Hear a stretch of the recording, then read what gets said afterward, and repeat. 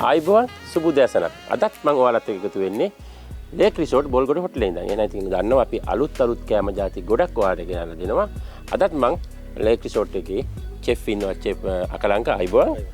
Chef අකලංකත් එක්ක හදනවා කොත්තුවක්. කොත්තු වලස් අපි දන්නව නේද? සාමාන්‍යයෙන් ඕන කෙනෙක් කොත්තු කන්නත් ආසයි සාමාන්‍ය හදන විදියක් දන්නවා. හැබැයි මේ කොත්තු එකේ පොඩි විශේෂත්වයක් තියෙනවා. මේකට අර රොටි ඕන වෙන්නේ ගෝධාම රොටි අවශ්‍ය වෙන්නේ. මේක අද අපි හදන්නේ පාන් වලින්. පාන් වලින් කොත්තුවක් හදන්න කිව්වම සමහර විට ඔයාලා කල්පනා කරලා කොහොමද මේක හදන්නේ කියලා. ඇත්තටම ලේසි. අපි අමාරු දේවල් කියලා දෙන්නේ නැහනේ. අපේ ගෙදරට ගෙනාවම පාන් එක ඉතුරුනොත් එහෙම ඒ වගේ හදන්නත් පුළුවන්. නැත්නම් අලුතෙන්ම පාන් ගෑලා හදන්නත් පුළුවන්. අපි නම් අහමු මේ පාන් කොත්තුවේ කොහොමද හදන්නේ කියලා චෙෆ් අකලංකගේ.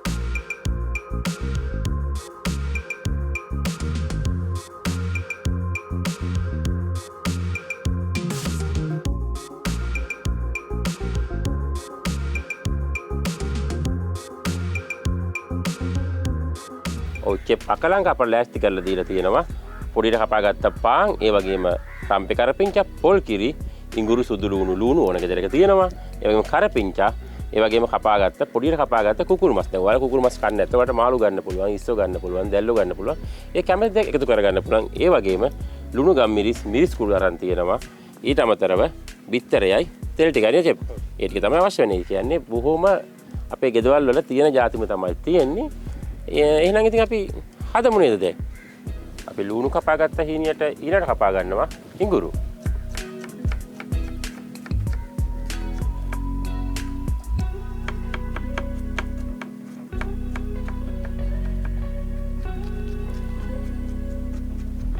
දැන් කපා ගන්නවා සුදු ලුණු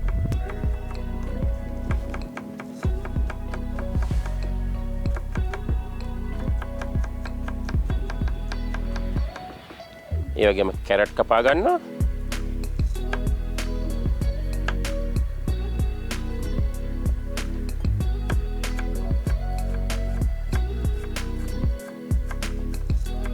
ලුණු කොළ කපා ගන්නවා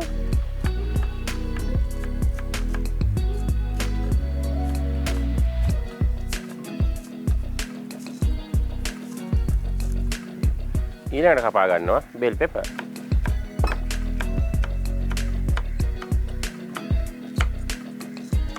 අමු මිරිස් කාල් දෙකක් කපා ගන්නවා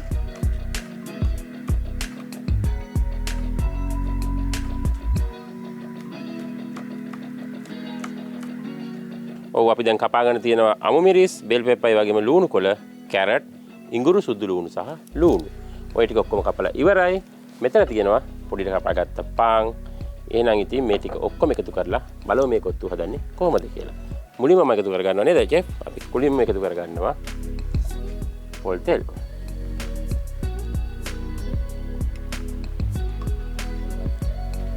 පොල් තෙල් එක හොඳට රත් වෙලා පිනාට මොනවද එකතු කරන්නේ ලුණු සුදු ලුණු මුලින්ම එකතු කරගන්නවා ඉඟුරු සුදු ලුණු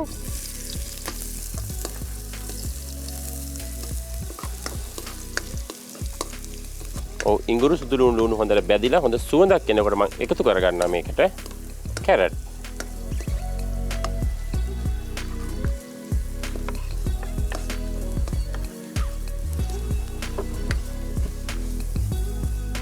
ඊට පස්සේ එකතු කරගන්නවා පොඩියට කපාගත් කුකුල් මස්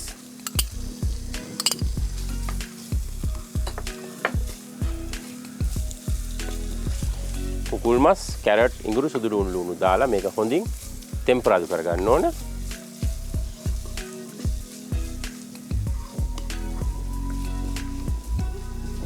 ඊට පස්සේ තමයි එකතු කරගන්නේ බෙල් පෙප්පර්යි අමු මිරිසුයි චෙප් අපි ඊළඟට මේකට ගම් මිරිස් කුඩු තේ භාගයක් විතර මිරිස් කුඩු තේ භාගයක් විතර ඒ වගේම අපි මේකට ලුණු දාන්න වෙනවා නේ චෙෆ් ලුණු කුඩු ඒ ටිකක් දාලා කියන්නේ ගම් මිරිස් කුඩු ලුණු කුඩු මිරිස් කුඩු දාලා ආයි හොඳින් කලවම් කරගන්න ඕන ඊට පස්සේ තමයි මේකට අපි එකතු කරගන්නේ බිත්තරේ නේද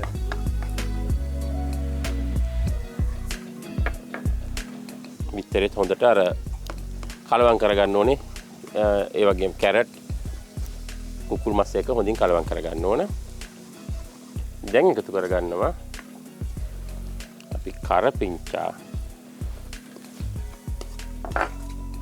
ඒ වගේම පොල් කිරි එකතු කරගන්නවා.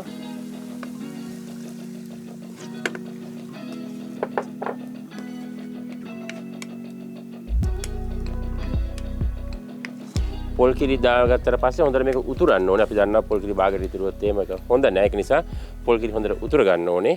ඊට පස්සේ තමයි එකතු කරගන්නේ පොඩියට කපාගත්ත පාන්. මේ පාන් ඇත්තටම දවසක් යන්නේ කලින් දවසේ ගෙනල්ලා පහුවෙන්ද උදේ වගේ කොත්තු හදන්නත් නම් වඩා හොඳ. ඒක දවසක් වගේ පරන නම් වඩාත් හොඳයි. මේක චූටියට කපා ගන්න ඕනේ. ඊට පස්සේ මේකට දාලා තමයි අපි පාන් කොත්තු එක හදන්නේ. ඔය හවසට වගේ අපි හදලා කියමුනේ චෙෆ්. හදලා කියමු කන්න සුදුසුම වෙලාව මොකද්ද කියලා අපි කොත්තුව හැදුවට පස්සේ කියන්න. දැන් එකතු කරගන්නවා පොඩියට කපාගත්ත පාන්. හොඳට කලවම් කරගන්න ඕනේ. මේක ඔයාලට මම කලින් කිව්වා වගේ කෙනෙකුට මේක කුකුල් මස් එකතු කරගන්න ඕන කෙනෙකුට කුකුල් මස් එකතු කරගන්න පුළුවන්. ඉස්සෝ දැල්ලු මාළු එකතු කරගන්න කෙනෙකුට එහෙම කරන්න පුළුවන්. ඒ දෙකම කැමති නැත්නම් එළවලු දාලා මේක හදාගන්න පුළුවන්.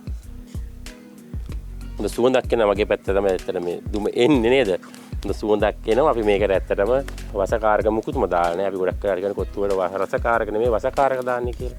නිසා මේක අපි ඉඟුරු සුදු ලුණු දාලා තමයි මේ සුවඳ රස නේද? ඒ ඔක්කොම අරගෙන හොඳම මිරිස් කුඩුයි ගම් මිරිස් කුඩුයි දාලා තමයි මේ රසයි ඒ වගේම මේ සැර දැවිල්ල අරගෙන තියෙන්නේ. මට හිතෙනවා චෙප් දැන් ඇති කියලා නේද?